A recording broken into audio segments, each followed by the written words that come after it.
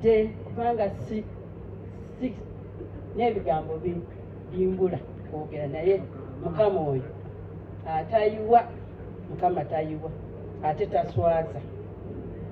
Mwebaza. Gloria, nsanyusa okukulaba. Gloria, okimanyi nkwagala. Nsanyusa okukulaba era beera mugumu, ozze mu famire, tujja kwagala, teweeraliikirira. Jonathan, mukama akuwa omukisa. Weebale kubeera mwana mulungi, weebale obutatuswaza, weebale otuweesa ekitiibwa. Mukama akuwa omukisa. Njagala okwebaza Ssaalongo wange.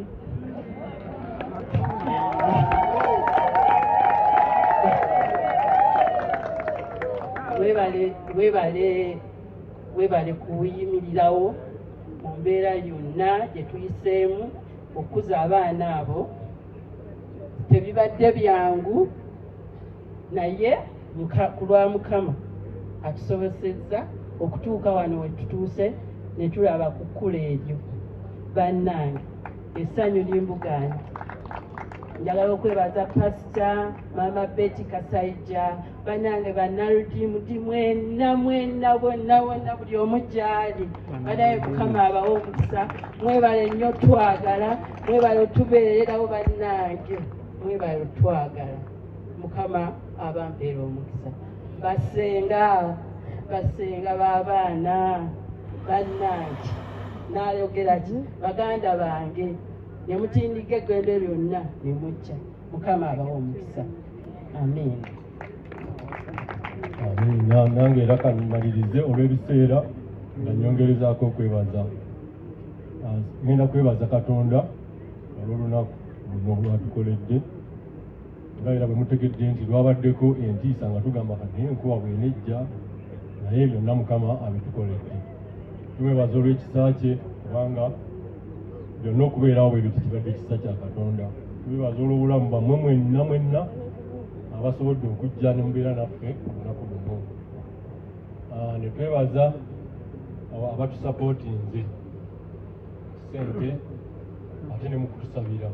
Ngera bwewaddeyo Society esaba naffe tubadde tusaba bambi. Ngera bwe muwulidde nti Jona musajja naye mulokole nnyo. N'olwekyo naffe tubadde tusaba.